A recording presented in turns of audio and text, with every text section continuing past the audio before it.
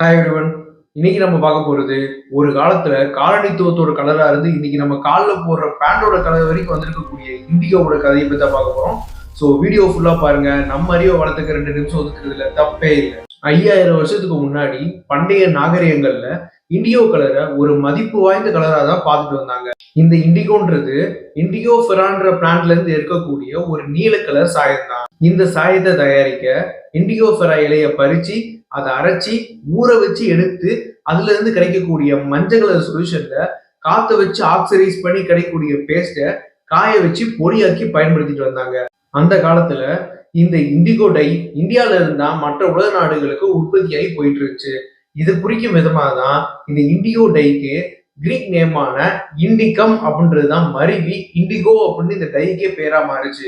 Indigo tie இயற்கையான முறையில கிடைச்சதாலையும் demand அதிகமா இருந்ததாலையும் காலனி ஆதிக்கத்தையும் அடிமைத்தனத்தையும் பயன்படுத்தி இண்டிகோ பிளான்டேஷனை உருவாக்கி செடியிலிருந்து சாயத்தையும் விவசாயிகள்ட்ட இருந்து உழைப்பையும் புளிச்சு எடுத்துக்கிட்டு இருந்தாங்க. ஆனா கெமிஸ்ட்ரி இந்த நிலைமையை மாத்துச்சு. இண்டிகோவுடைய கெமிக்கல் ஸ்ட்ரக்சரை கண்டுபிடிக்கிறது ஆர்கானிக் கெமிஸ்ட்ரியில மிகப்பெரிய சவாலா இருந்துச்சு. ஆனா 1878 ஜெர்மன் கெமிஸ்டான அடால்ஃப் வான் பேர் அப்படின்றவரு இந்த சவாலை சாதிச்சு காட்டினாரு. இண்டிகோவுடைய ஸ்ட்ரக்சரை கண்டுபிடிச்சு 1880 அதை சிந்தசிஸ் பண்ணியும் காட்டினாரு.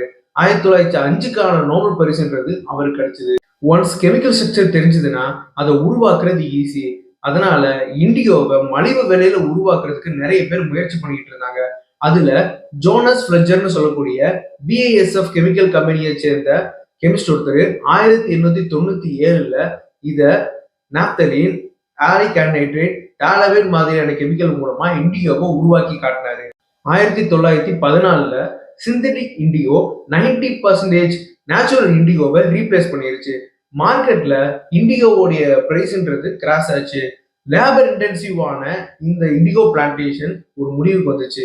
இன்னைக்கு டினியம் ஜீன்ஸுக்கு சாயம் போட கிட்டத்தட்ட வருஷத்துக்கு 50,000 டன் இண்டிகோவை நம்ம பயன்படுத்திட்டு வரோம். இது சாதாரண கதை இல்ல.